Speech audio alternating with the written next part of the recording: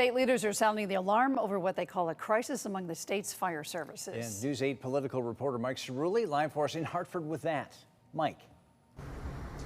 Darren and Ann, good evening to you. The state comptroller Sean Scanlon issued a report today that details a drastic decline in the number of firefighters over the years here in the state of Connecticut. It's a decline that state officials say threatens public safety, and it comes as firefighters like the ones here in Hartford are pushing for more protections on the job and beyond. This just isn't a firefighter crisis. This is a public safety crisis. A crisis is how the state's top public safety official characterized the report authored by comptroller Sean Scanlon. Among other findings, Scanlon said there has been a 60% drop-off in volunteer firefighters in the last 8 years.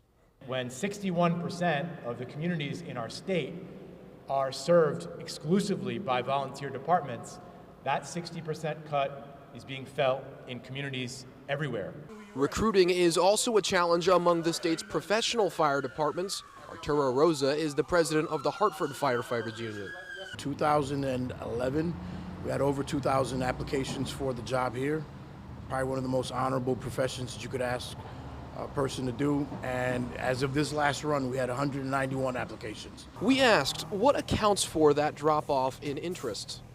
We're being asked to do more, inclusive of putting our lives on the line with less. We're being paid less.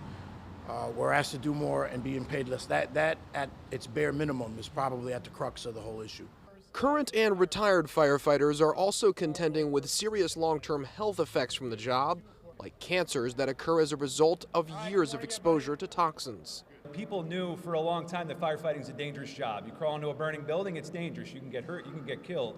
I don't think any of us signed up to 10, 15 years down the road contract some horrible cancer. As they confront simultaneous crises of recruitment, retention, and cancer, Connecticut firefighters are looking to their state legislature for support.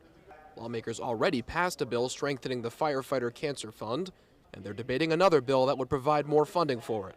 It's an issue that typically gets bipartisan support.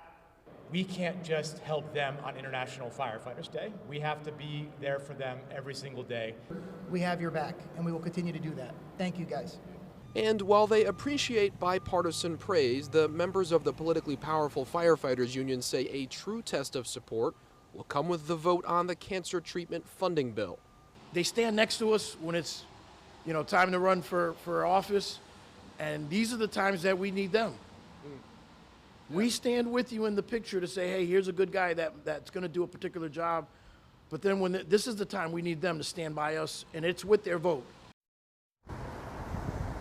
And that bill that's under consideration now would add funding to that cancer relief fund by introducing a 5-cent charge on everybody's phone bill per month, so just a few dollars a year for the average resident here in Connecticut. That bill needs to be voted on before the legislative session ends on June 4th. Reporting in Hartford, Mike Cerulli, News 8.